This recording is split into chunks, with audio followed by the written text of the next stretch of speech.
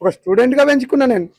నా నా స్నేహితునిగా, నా ఒక ఫ్రెండ్, నా బెస్ట్ ఫ్రెండ్, నా కొడుకు అట్లా పెంచుకున్నా. కానీ ఆయనకి మంచితనమే నేర్పించిన. చెడుతనం పోవద్దు, చెడుగా పోవద్దు అని ఒక మంచితనం నేర్పించిన. కానీ ఇట్లా పో, ఆలయాలను చంపేసాయి, నేను సపోర్ట్ చేస్తా నీకు అని నేను చెప్పలే. అట్లా సపోర్ట్ చేసి ఉంటేనే ఇవాళ నా కొడుకు బతుకున్నానేమో. ఆ రోజు బెస్తవారం రోజు ఇడికెళ్ళి నేను మా భార్య బయలుదేరేటప్పుడు అక్కి వస్తున్నావా అని అడిగిన. నేను లే డాడీ, రేపు హాలిడే కదా, సాటర్డే ఎగ్జామ్ రాసేస్తా, ఎగ్జామ్ రాసి డైరెక్ట్ ఇంటికాడికి వస్తే లగేజ్ సర్ది పెట్టేసేది. మేము నలుగురం పోవాలి, నేను నా బిడ్డ. విజయవాడ, ఏలూరు, ఆడ ద్వారకా తిరుమల పెళ్లి మా బావ కొడుకుని, ఆడికి పోవాలి మేము. ఆల్రెడీ టికెట్లు కూడా బుక్ చేసినాం. కానీ నా కొడుకుని శ్మశానానికి పంపించారు.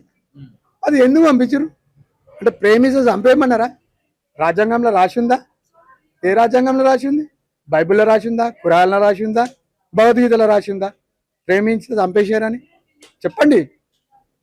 నేను ఒకటే అడుగుతున్నా గవర్నమెంట్ సీఎం రేవంత్ రెడ్డి గారిని. ఇప్పుడు హోమ్ మినిస్టర్ మీరే కదండి, హోమ్ మినిస్టర్ మీరే ఉండి పోలీసు వాళ్ళకి ఏమి ఇన్స్ట్రక్షన్స్ ఇస్తారు? మీరు చంపేసుకుంటా పోతుంటే ఇట్లానే కంటిన్యూ కాండి అని చెప్తుర్రా మీరు?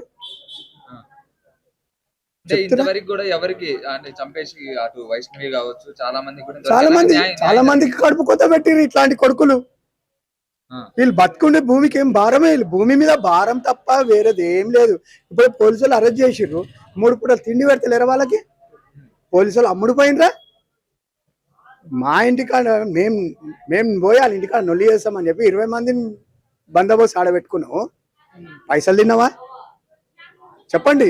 అయితే ఇంట్లో నుంచి బయటికి వెళ్ళేటప్పుడు వాళ్ళ ఫ్రెండ్ తో పాటు కార్తిక్ తో పాటు వెళ్ళాడని చెప్పి కార్తిక్ అడిగితే మీకు ఏం చెప్పిండు? కార్తిక్ ఒక్కడే చెప్తుండు, అంకుల్ నన్ను వచ్చిర్రు, పటాపట కొట్టేసిరు, నా చేతుల్లో పట్టుకుని వచ్చేసిరు.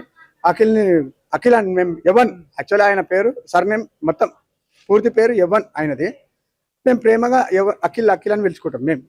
బయట వాళ్ళ కాలేజ్ ఫ్రెండ్స్కి అందరికీ యవన్ అనే తెలుసు. అయితే అంకుల్ ఇట్లా పట్టుకున్నారు, నన్ను కొట్టిరు, చెంపల మీద కొట్టిరు, ఆడగొట్టిరు. మాకు అప్పుడు కూడా డౌటే ఉంది, ఇప్పుడు కూడా డౌటే ఉంది మాకు. ఇది మాకు నిజాన్ని బయట చెప్తలేదు. నిజాలు ఏమున్నాయి అనేది మాకు తెలియాలి. ఎవరు వీళ్ళు యవన్, కార్తిక్, ఇంకొక ఆయన అబ్బాయి, ఆయన కూడా ఫ్రెండే, సుభాష్ అలియా సుబ్బు. ముగ్గురు కూర్చొని ఫోన్లో అవి చూస్తారు, క్రికెట్ చూస్తారు. ఆ కొడుకు అవన్నీ చేయడు, అటువంటివి చూడాడు. క్రికెట్ చూస్తుంటే 5 మంది వచ్చిరంట. మాకు కూడా తెలియదు, మేము చూడండి ఎట్లా వీళ్ళు చెప్పింది మాకు తెలుసు. మేము 5గురు వచ్చిరంట, దిగిరంట, మాట్లాడుకుంటుంటే అప్పటికే నా కొడుకు అంటున్నాడు, అప్పటికే 2 పోట్లు పొడిచిరా అని చెప్పి. 2 పోట్లు పొడిచినా కూడా నా కొడుకు అన్నాడంట, అన్నా వద్దు, కథతో ఎందుకు పొడుస్తున్నా, పొడవకర్రనా, ఏమైనా ఉంటే మాట్లాడుకుందాం, నా తప్పు ఉంటే మీ ఇళ్ళల్లో అక్కడికి వచ్చి కాలు మొక్తాను, అంతేగాని పొడవకరానా అండి.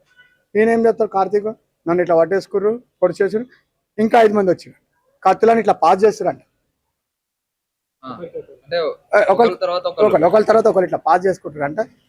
నా కొడుకుని ఈడ 8 పోట్లు గొంతు కోసేసిరు, ఇట్లా ఈడికెళ్ళి ఇట్లా కొట్టేసిరు. ఈడ 3 పోట్లు కొడిసిరు, ఛాతి మీద కోసేసిరు. ఫింగర్ అయితే కొన మీద ఆలాడుతుంది. అంటే ఎంత ధైర్యం ఉంటే నువ్వు అంత పని చేయాలి? ఏం చూసుకొని మీకు అంత ఇది? ఎవరున్నారు మీ వెనకాల? మీ వెనకాల ఎవరున్నారు మాకు తెలియాలి కదా.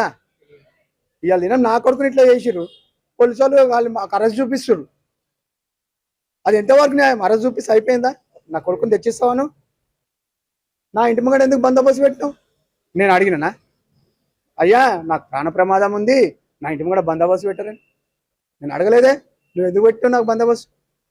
ఏం అవసరం నీకు? అంటే మేము ఆడికి పోతామని భయమా?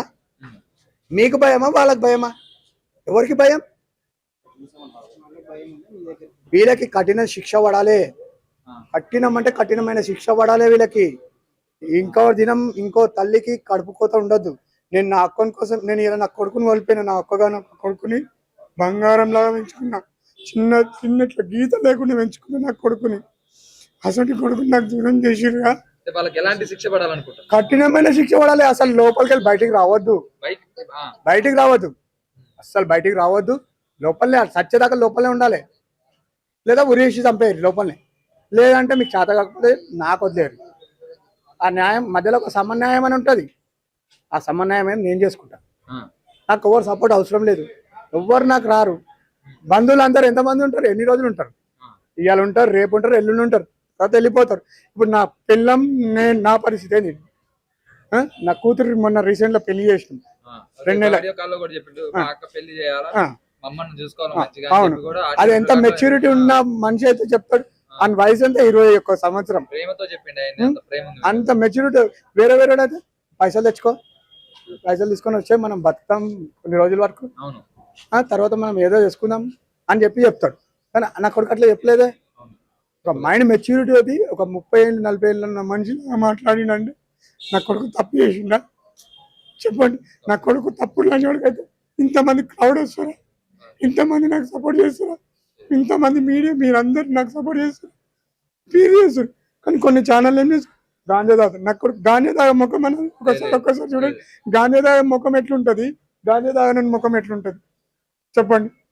ఈ ఛానల్ ఇట్లా ఇట్లా ప్రజెంట్ చేస్తున్నాయి. అది ఎందుకు ప్రజెంట్ చేయాలి? తెలియకపోతే తెలియనట్టు ఉండాలి, వదిలేసేయాలి. అంతేగాని ఒక చనిపోయిన మనిషి మీద ఇట్లా నిందలు వేయడం తప్పు.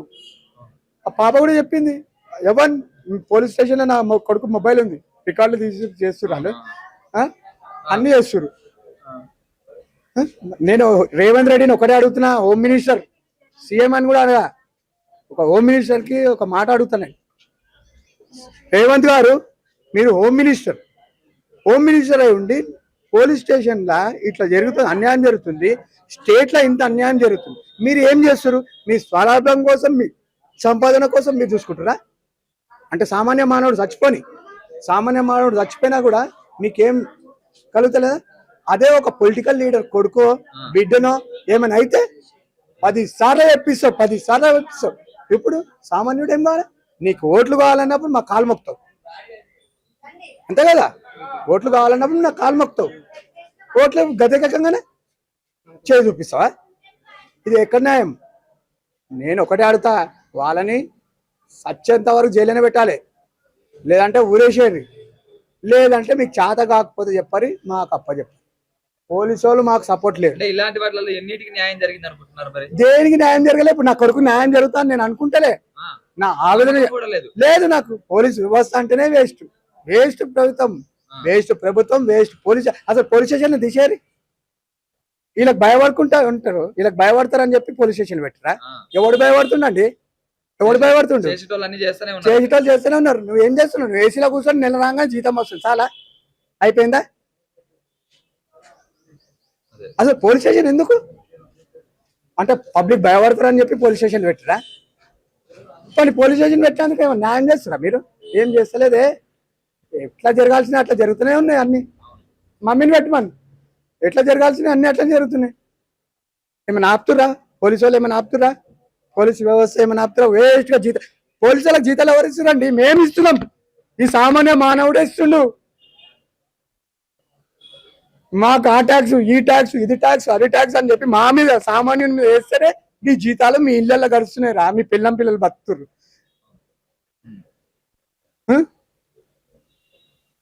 ఏం చెప్తావు? ఇక వాళ్ళకి ఎట్లా పడాలి, ఎలాంటి శిక్ష పడాలి? నేను చెప్పినా కదా, నాది ఒకటే కోరిక, వాళ్ళని అట్లా చేయాలి, నా కొడుకు ఆత్మశాంతి కలిగేయాలంతే.